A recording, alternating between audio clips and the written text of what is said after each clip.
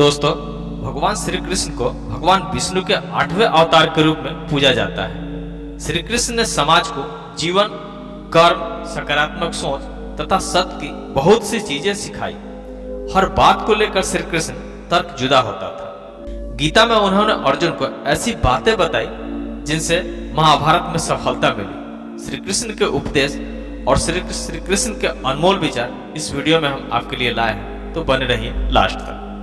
श्री कृष्ण कहते हैं कि वह सब कुछ करो जो तुम्हें करना है, लेकिन लालच से नहीं, अहंकार से नहीं, वासना से नहीं, ईर्ष्या से नहीं, बल्कि प्रेम, करुणा, नम्रता और भक्ति के साथ करो।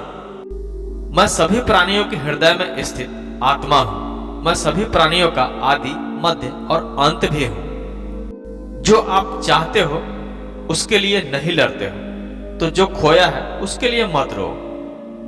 भगवान श्री कृष्ण कहते हैं कि जो कुछ हुआ अच्छा के लिए हुआ, और जो हो रहा है अच्छा के लिए हो रहा है, और जो होगा वह भी अच्छा के लिए ही होगा।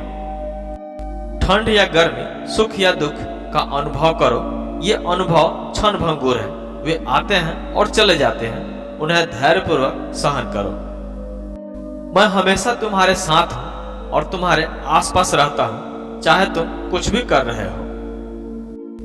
मन चंचल है, इसे और संयमित करना कठिन है, लेकिन यह अभ्यास से वश में हो सकता है। इस शरीर का मोह मत करो। यह तो माटी है, माटी में मिल जाएगा। अमर तो आत्मा है जो परमात्मा में मिल जाएगी।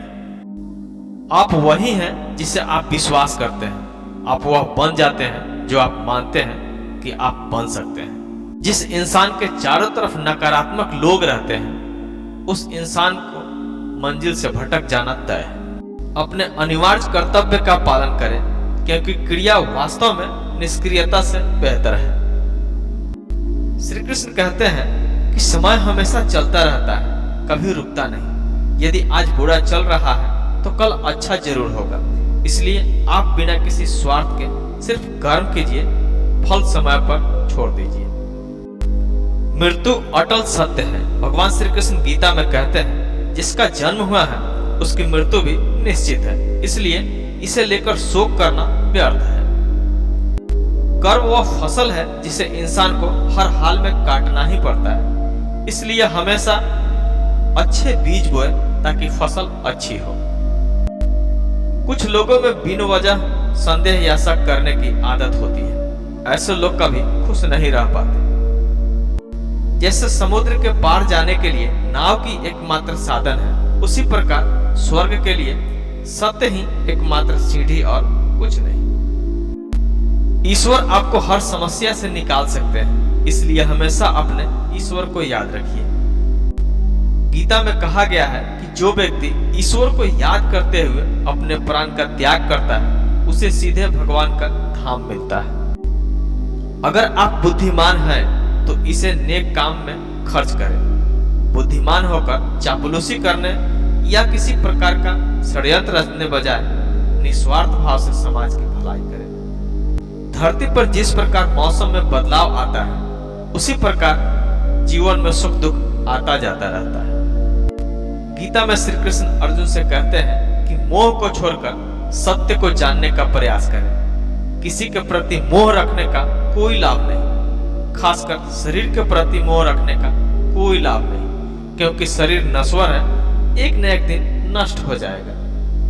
गीता में श्री कृष्ण कहते हैं कि केवल डरपोक और कमजोर लोग ही चीजों को भाग्य पर छोड़ते हैं, लेकिन जो मजबूत और खुद पर भरोसा करने वाले होते हैं, वे कभी भी नियति या भाग्य पर निर्भर नहीं रहते। श्री कृष्ण कहते हैं कि व्यक्ति कर्म करने से कभी छुटकारा नहीं पा सकता। इसलिए तुम्हें हमेशा कर्म करते रहना चाहिए, क्योंकि कर्म के बिना दूसरे शरीर का निर्वाह भी नहीं हो सकता। मन शरीर का हिस्सा है। सुख दुख का एहसास करना आत्मा का नहीं, शरीर का काम है। मान अपमान, लाभ हानि और खुशी सब मन का खेल है। मनुष्य उसके लिए शोक करता है जो शोक करने के योग्य ही नहीं है, और कुछ भी ज्ञान की बातें करते हैं। बुद्धिमान व्यक्ति न जीवित और न ही मृत व्यक्ति के लिए शोक करते हैं।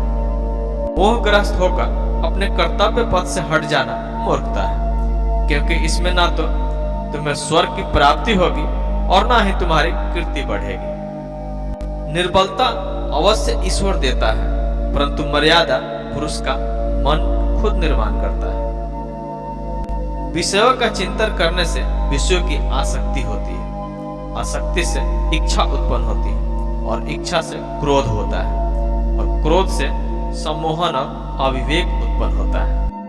अमीर बनने के लिए एक एक क्षण संग्रह करना पड़ता है, किंतु अमर बनने के लिए एक एक कण बांटना पड़ता है। जन्म लेने वाले के लिए मृत्यु उतनी ही निश्चित है जितना कि मृत्यु होने वाले के लिए जन्म लेना। इसलिए जो अपरिहार्य है उस पर शोक मत करो।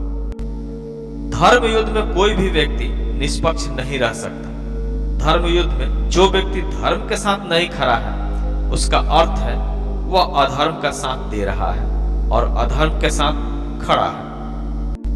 अगर कोई मनुष्य तुम्हारे साथ बुरा कर रहा है, जो उसे करने दो, यह उसका कर्म है और उस समय उसके कर्म का फल उसे जरूर देगा।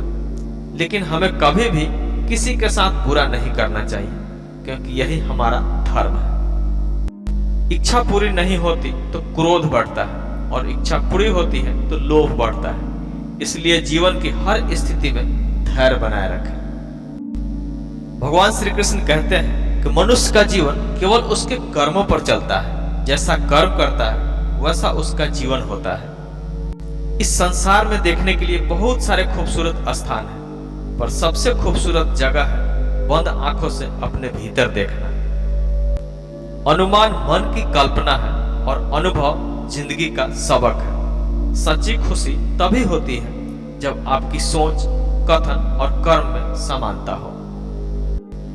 जैसे तेल समाप्त हो जाने पर दीपक बुझ जाता है, उसी प्रकार कर्म के छीन हो जाने पर भाग्य भी नष्ट हो जाता है।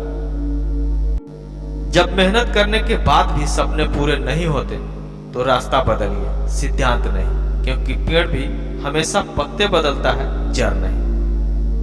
मौन सबसे अच्छा उत्तर है किसी ऐसे व्यक्ति के लिए जो आपके शब्दों को महत्व नहीं देता।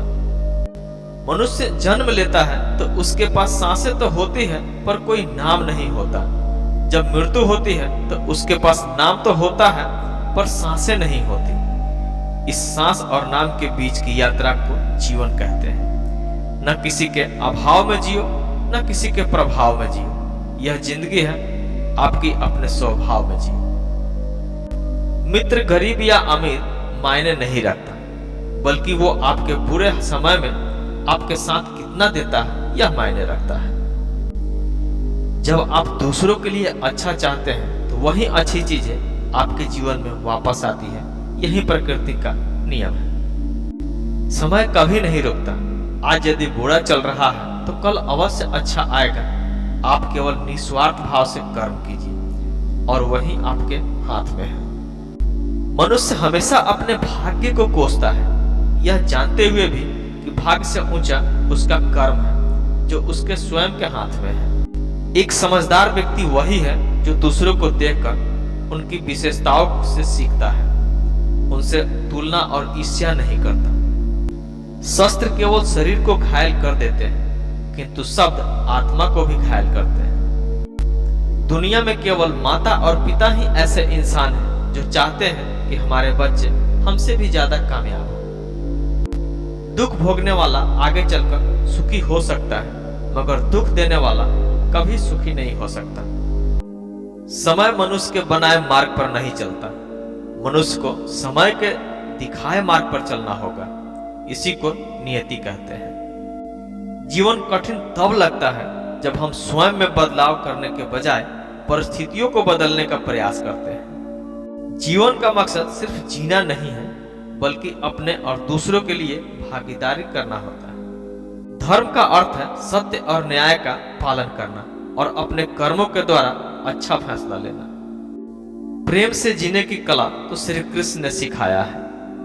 भगवान श्री कृष्ण की कृपा से जीवन में आनंद और समृद्धि का आभास होता है। जब आप ईश्वर में विश्वास करते हैं तो उन्हीं की कृपा से सब संभव होता है।